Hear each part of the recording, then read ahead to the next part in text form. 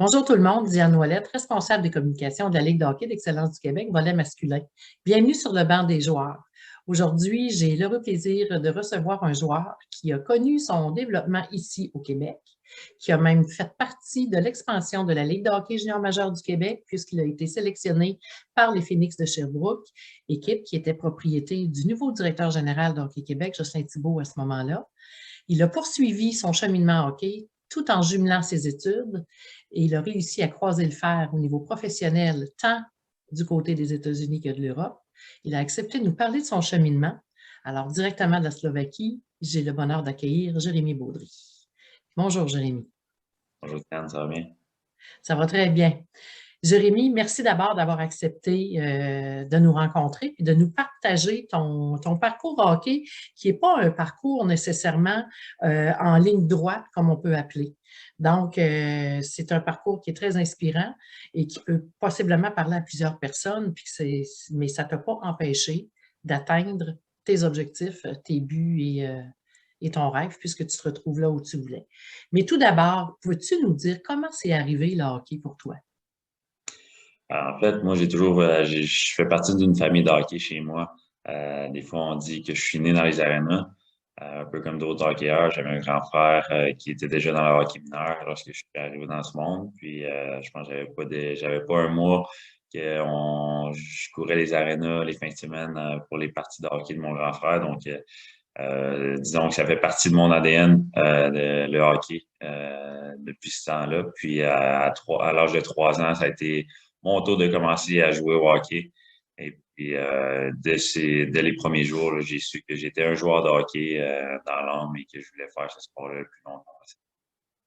Alors, comment après ça, ça s'est placé pour toi? Bon, à 3 ans, tu as pris les patins, tu as aimé l'expérience. Oui, c'est ça que je veux, mais on sait que ça ne suffit pas. Alors, comment ça s'est placé pour toi? Après mon année par la suite, j'ai fait un peu comme tout le monde, mon hockey mineur. Moi, en étant un petit gars de Montmagny, j'ai joué pour les Alliés de Montmagny, donc j'ai fait mes années novices à Tombe.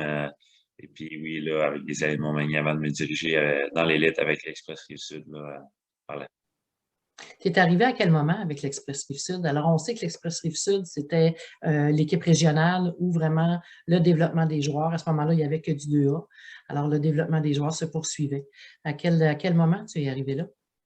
Ouais, mais après ma saison PU2C, j'ai fait le PU2A avec l'Express à ma deuxième année PU.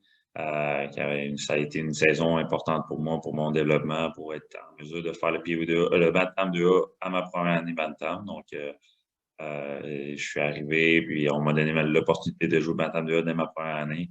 Ça avait été euh, une saison assez spéciale pour moi en arrivant au camp d'entraînement avec un défenseur, en étant un défenseur à petit gabarit, à l'entour des joueurs plus grands un peu, mais on m'avait fait confiance dès ma première année Bantam. J'avais pu rester dans le programme de l'Express. Est-ce que déjà à ce moment-là, Jérémy, on t'avait déjà bien identifié dans le type de défenseur que tu étais? Je dirais oui et non. Je dirais que oui et non, puisque à ce moment-là, je crois que l'entraîneur-chef avait vu du potentiel en moi. C'est une des raisons pourquoi il m'avait gardé.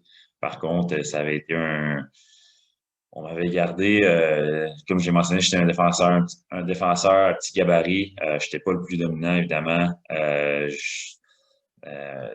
monde qui aurait pris cette décision-là de me garder, je crois, cette année-là. Par contre, l'entraîneur, ce qu'il avait vu en moi, il a cru en moi, il avait une confiance en moi, puis il a travaillé avec moi cette année-là pour que je puisse aller chercher mon potentiel. Et de mon côté, moi, j'ai mis énormément d'efforts dans les entraînements pour continuer à me développer durant toute la saison pendant 2A.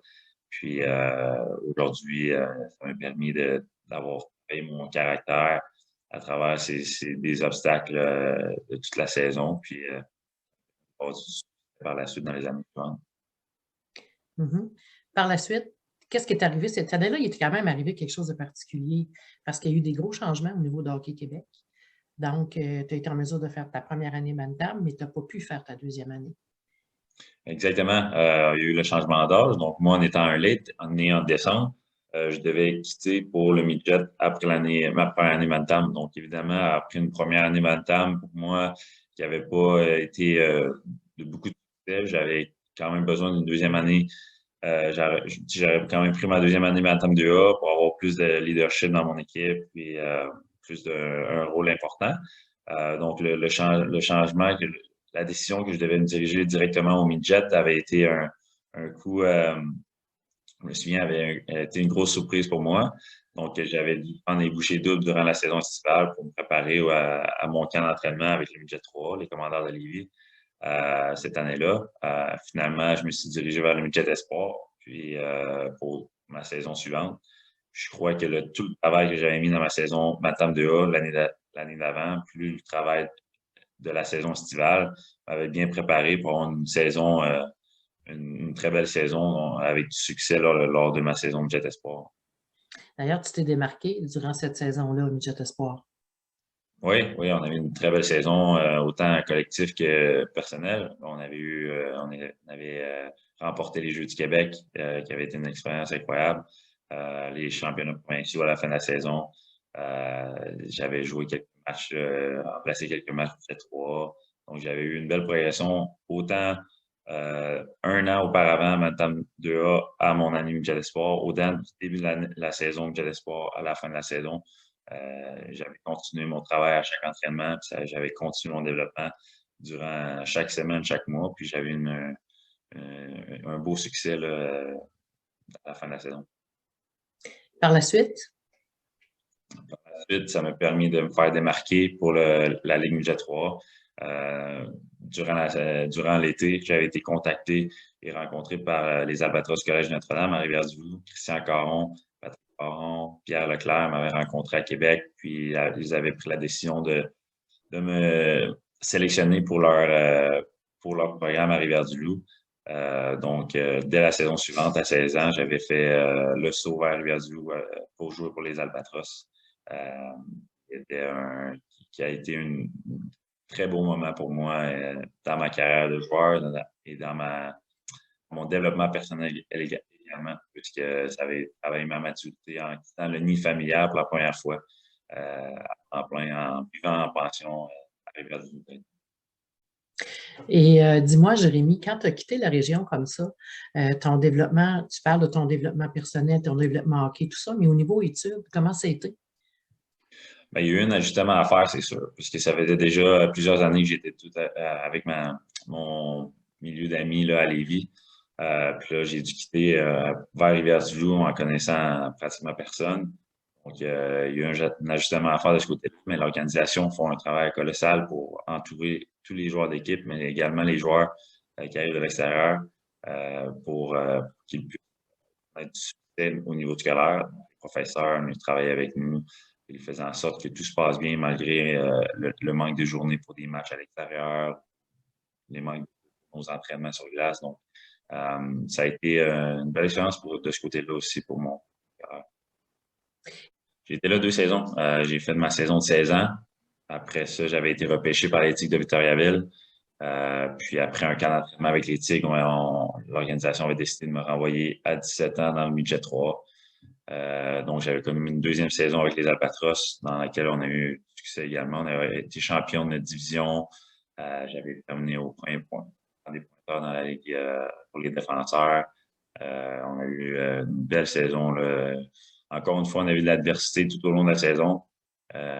Puis on avait été une équipe qui avait continué à se développer à chaque mois. Puis ça a été des moments incroyables là, que je vais me souvenir toute ma vie. Mais Jérémy, ce qui est intéressant dans ce que tu nous dis, encore une fois, on constate que tantôt, on parlait du Pee-Wee. Pee-Wee 2A, tu es arrivé à ta deuxième année Pee-Wee. Tu as poursuivi première année Bantam. Bantam, tu fais qu'une seule saison dû au fait qu'il y avait eu des changements de règlement au niveau de l'âge.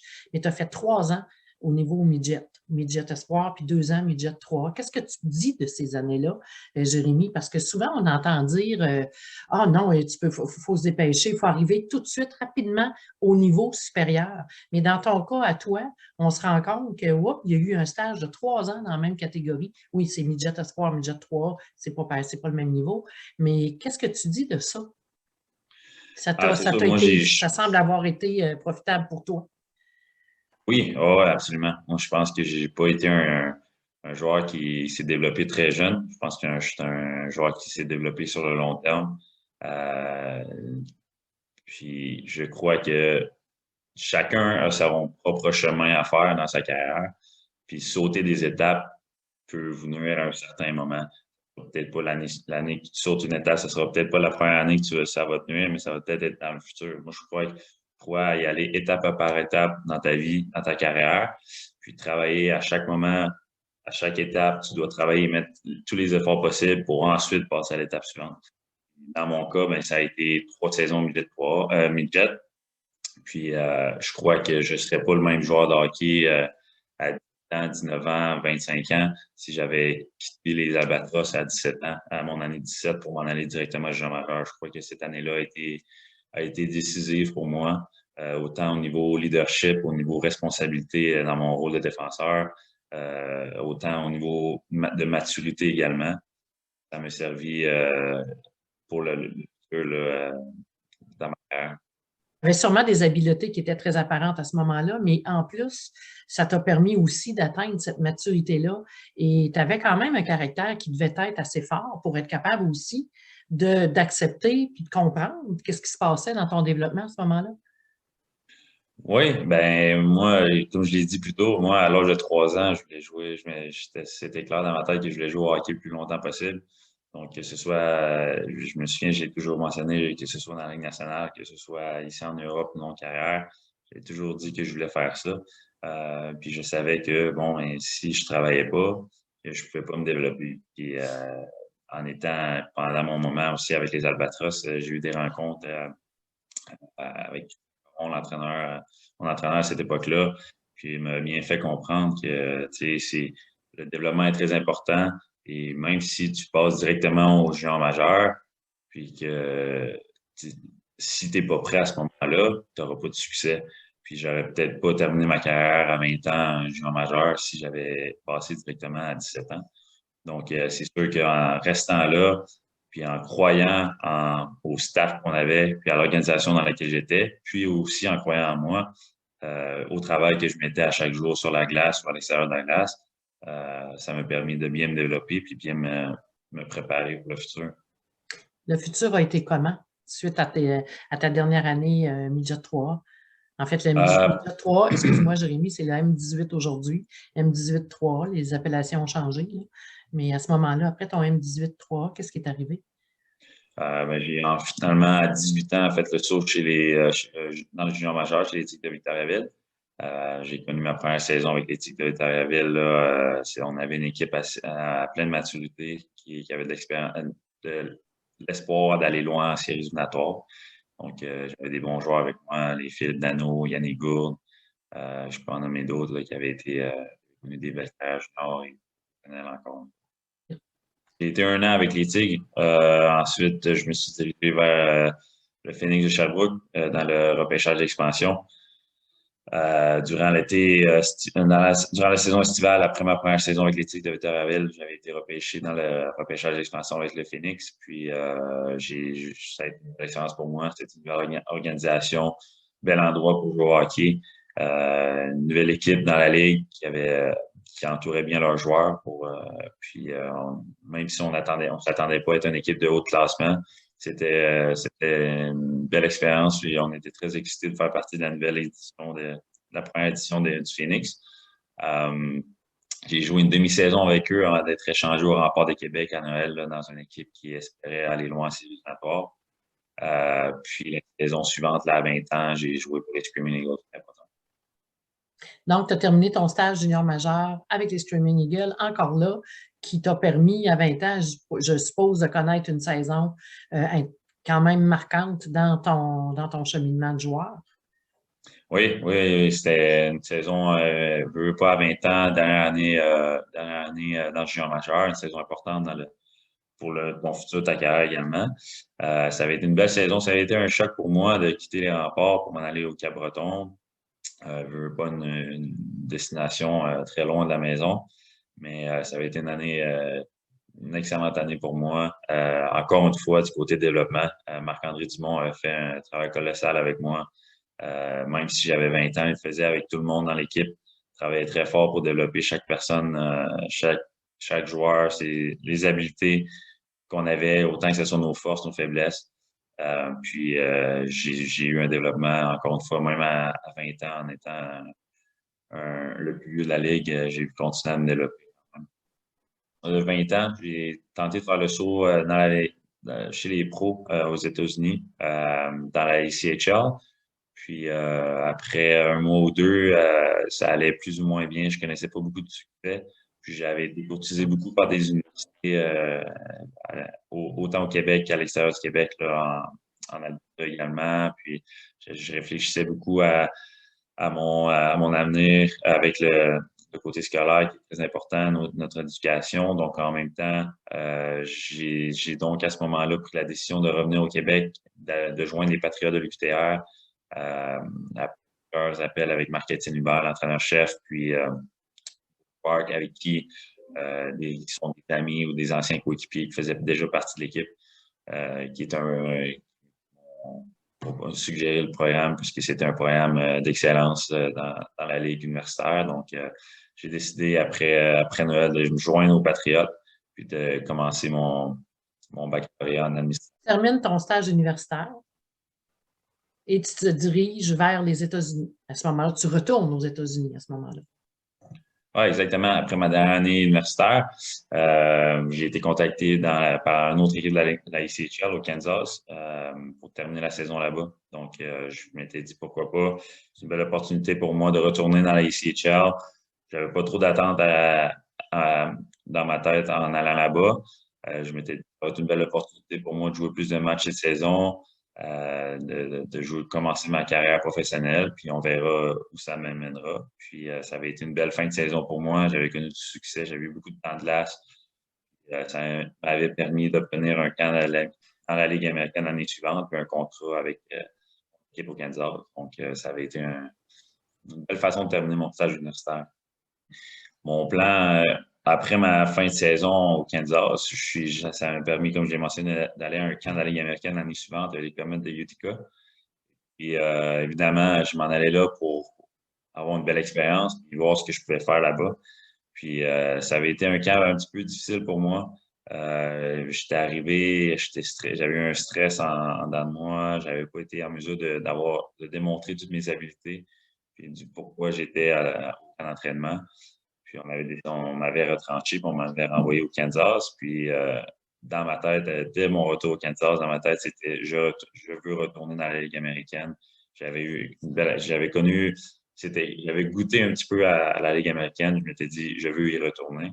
Donc, j'avais beaucoup de bouchées d'eau à mettre. Puis, par contre, je savais très bien dans ma tête que j'étais en mesure de compétitionner avec ces joueurs-là. Donc, si je mettais le travail, si je vivais l'expérience professionnelle, j'apprenais à être un pro à chaque jour, que j'allais remonter à ce niveau-là un jour. Donc, j'avais mis beaucoup d'efforts dès ma première saison dans la ICHL, puis j'avais une belle saison. J'avais terminé au premier rang des défenseurs de mon équipe. J'avais aux côtés des points. J'avais eu beaucoup de responsabilités. On avait connu une belle saison, donc ça m'avait permis. Une fois, quand tu as fait cette année-là avec la ECHL, tu as eu un vote aussi de tes pairs. Tu n'as pas gagné un prix d'implication sociale. C'est pas un vote. J'avais remporté le trophée, le Community Award dans la ligue au complet. Donc, quand je dis qu'on doit mettre les efforts sur la glace et hors glace également, j'ai toujours cru en redonner aussi à la communauté dans laquelle tu habites. J'avais été très actif là, avec les fans, avec nos activités à travers la ville, puis ça m'avait permis d'obtenir le prix de. À cette saison-là, tu dis avoir été dans ton deuxième camp de Ligue américaine. À quel endroit c'était déjà, Jérémy? C'était avec les Condors de Bakersfield, le club école des Oilers Edmonton. J'ai été arrivé là en tant qu'invité. Ça s'est arrivé là avec une mentalité différente qu'un an plus tôt, beaucoup plus confiant, beaucoup plus prêt mentalement.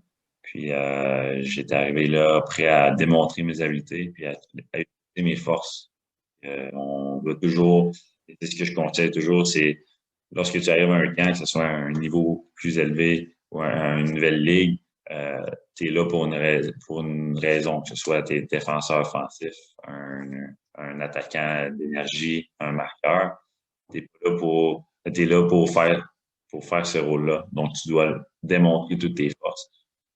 Euh, Ensuite, ben, tu vas être récompensé. Donc, avec cette mentalité-là que j'étais arrivé à Bakersfield, puis j'avais connu un excellent camp, puis on m'avait offert un contrat, puis pour moi, ça avait été un accomplissement, une des plus belles accomplissements dans ma carrière, puisque si je reculais de quelques années, à ma première année junior majeur,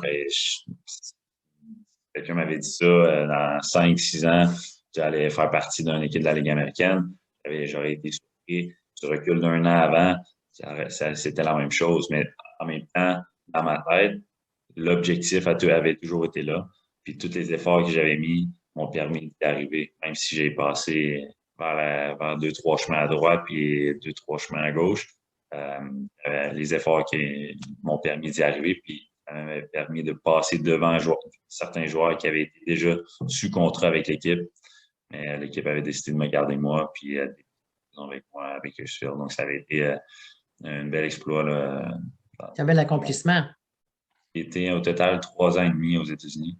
Puis ensuite, j'ai pris la décision là, après ma dernière année aux États-Unis que j'étais prêt à faire le saut en Europe. Ça faisait longtemps que j'avais ça en tête, que l'Europe était une destination intéressante pour moi avec mon style de jeu, puis aussi avec les expériences de vie à avoir ici en Europe. Donc, après 3 ans et demi, mentalement, j'étais prêt à faire le saut ici en Europe, puis de continuer ma carrière ici.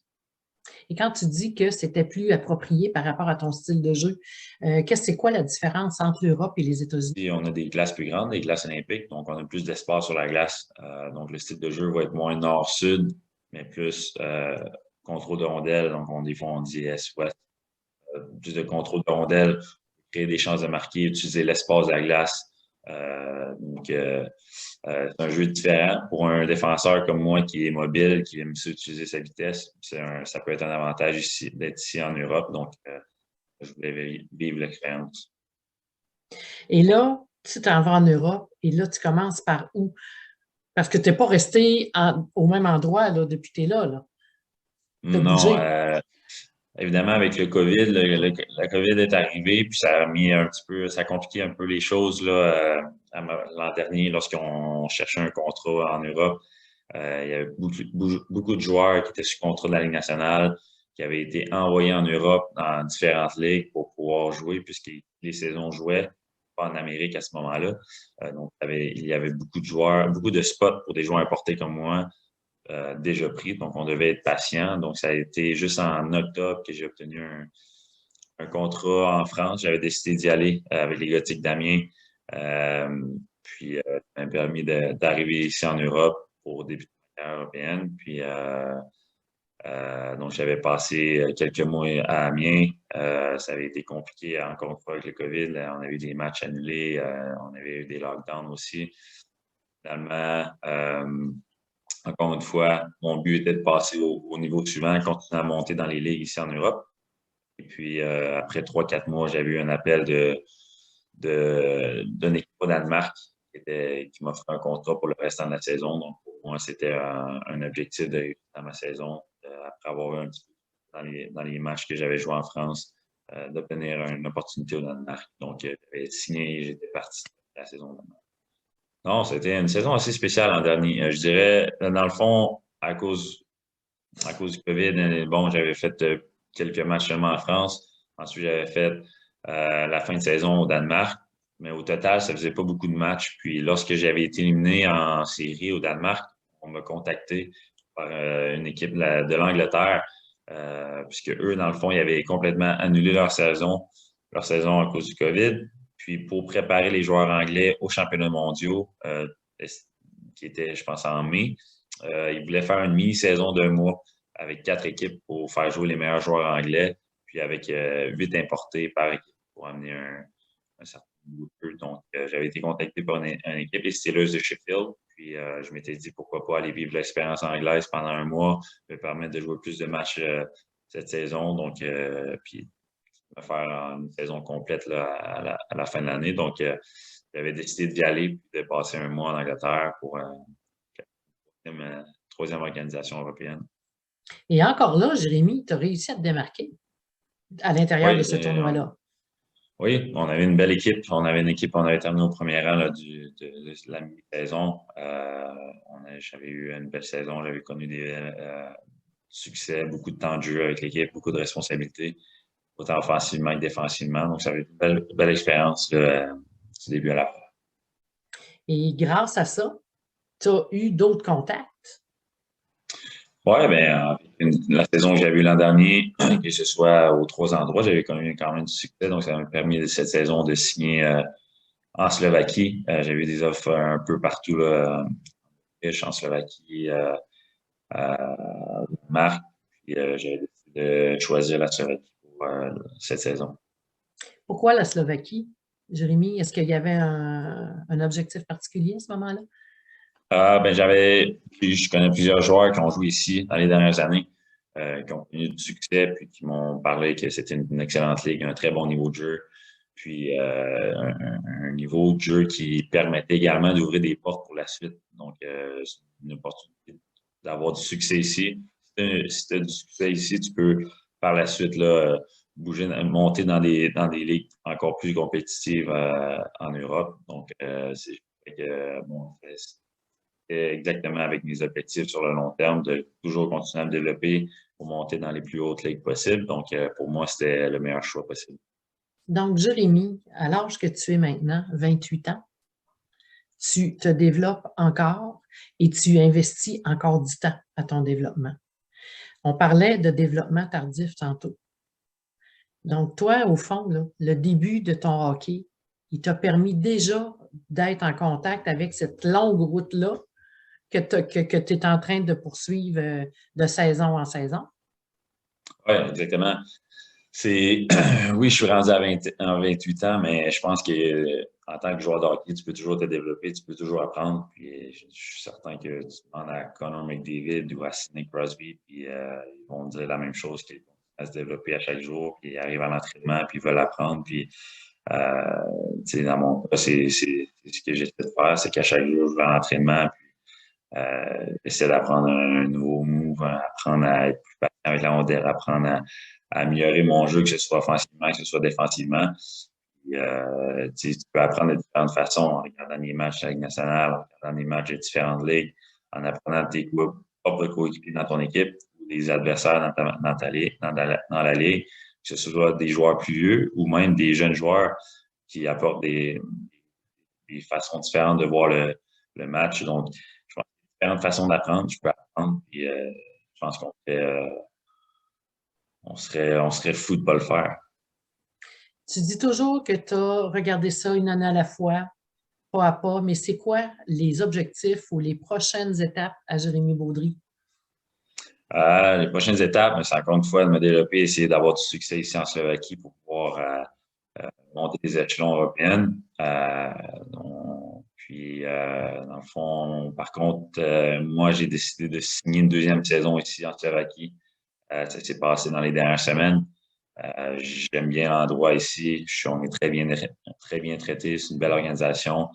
Moi et ma femme, on se plaît très bien ici. Donc, j'ai décidé de rester une deuxième saison ici à Novoves, puis de m'installer là. Étant donné que la saison dernière, j'ai bougé énormément, j'avais envie de rester au même endroit pour 2 ans. Donc, lorsqu'on m'a offert le contrat, là, j'ai pris la décision de rester une deuxième année. C'est quoi une journée type de Jérémy Baudry dans une saison de hockey? Pour moi, donc on a un entraînement à 10 heures le matin. On doit être à l'aréna pour 9 heures. Moi, je m'organise toujours pour arriver vers 8h20, 8h30 à l'aréna pour prendre mon temps. J'aime ça arriver tôt, prendre mon temps pour me changer puis commencer à m'échauffer d'avance pour être prêt vraiment pour l'entraînement sur la glace. Moi, je me lève toujours 1 heure plus tôt. J'aime ça. Je trouve que la façon qu'on débute nos journées sont très importantes. Si tu te réveilles 5 minutes avant de partir, puis tu es à la course pour te préparer, je trouve que ça commence très mal la journée. Donc, je trouve que c'est très important d'avoir une routine le matin. Lorsque tu te lèves, tu as un bon déjeuner, tu prends le temps pour préparer mentalement ta journée. Et parfois, je lis mon livre le matin avant de partir. Donc, ensuite, je me dirige vers l'aréna, échauffement dans la chambre, dans le gym. Puis ensuite, on se dirige sur la glace, un entraînement de 45 minutes, 1 heure et quart. Ensuite, un entraînement d'équipe en gym ensemble. Ensuite, je reviens à la maison, un petit dîner. Par la suite, on fait Bon, j'ai ma femme ici. J'ai quelques petites paperasses à faire à la maison. Puis ensuite, souvent, là, je retourne à l'aréna en fin d'après-midi pour faire un peu d'extra, que ce soit renforcement dans les hanches, du stretch, un petit vélo, rester actif. Ouais, ben, les joueurs progressent, le hockey progresse. Donc, si tu ne progresses pas, ben, tu ne resteras pas au top. Puis, comme tu dis, c'est une chose de devenir le top, c'est une autre chose de le demeurer, puis c'est une autre chose de le demeurer aussi longtemps. Donc, tu peux être un top pendant 2, 3 ans, mais fais-le pendant 10, 12 ans, c'est une autre chose. Donc, de rester en santé, de rester fort, de continuer à te développer pendant toutes ces années-là, c'est une autre chose. Donc, c'est énormément de temps à mettre. Puis ces joueurs-là sont exceptionnels pour cette raison-là. C'est qu'ils mettent du temps comme ça. Puis, est-ce qu'on pourrait oser dire qu'Ovechkin a une bonne éthique de travail? Puisque ça fait des. C'est ça, sans commentaire. Non, c'est un joueur exceptionnel. Puis, peu importe c'est quoi sa recette magique, fonctionne. Il en demeure pas moins que les résultats sont là. Hein? On le voit bien, là. Les résultats sont là. Jérémy, avant de se quitter, j'aimerais vraiment que tu t'adresses aux joueurs de la Ligue de hockey d'excellence du Québec, alors qui sont, eux, à la quête de cette passion-là, qui veulent réaliser leurs rêves, qui sont prêts à mettre les efforts ou peu importe. J'aimerais que tu t'adresses à eux. Qu'aimerais-tu leur dire? Moi, d'abord, c'est de toujours avoir du plaisir. Je pense que le hockey, il faut toujours se rappeler que c'est un sport. C'est un sport qu'on fait quand on est jeune parce qu'on aime le faire. Puis c'est ce qu'on fait quand on est vieux parce qu'on aime le faire. Je pense qu'il faut toujours se rappeler qu'il faut avoir du plaisir dans ce qu'on fait. Quand on est rendu dans un certain niveau, dans l'élite, il y a des sacrifices à faire, des moments plus difficiles, des moments plus difficiles physiquement, mentalement. Mais je pense que c'est quand tu continues à travailler et à passer à travers ces moments-là que tu viens avec un niveau de fierté en dedans de toi. Donc, puis le plaisir y est en même temps. Donc, c'est de se souvenir que d'avoir du plaisir à passer à travers les obstacles. Puis, on peut parler également d'avoir la confiance en soi, même si parfois tu as l'impression d'être le seul au monde à croire en toi. Il n'y a personne alentour de toi qui croit en tes rêves ou croit en tes objectifs. Si, encore une fois, tu crois en ce que tu fais à chaque jour, puis tu mets les efforts, ben, tu peux y arriver. Il n'y aura personne d'autre qui peut mettre des efforts pour toi. C'est seulement toi qui peux mettre les efforts. Donc, si tu crois en tes habiletés, en tes efforts, ben, tu peux arriver à le faire. C'est quoi le rêve à Jérémy Beaudry aujourd'hui? Continuer à jouer au hockey pendant un autre 5-10 ans, puis de continuer à aider les autres, mes coéquipiers alentours, les jeunes coéquipiers ou les plus vieux à avoir du plaisir, puis à se développer, puis à remporter des matchs.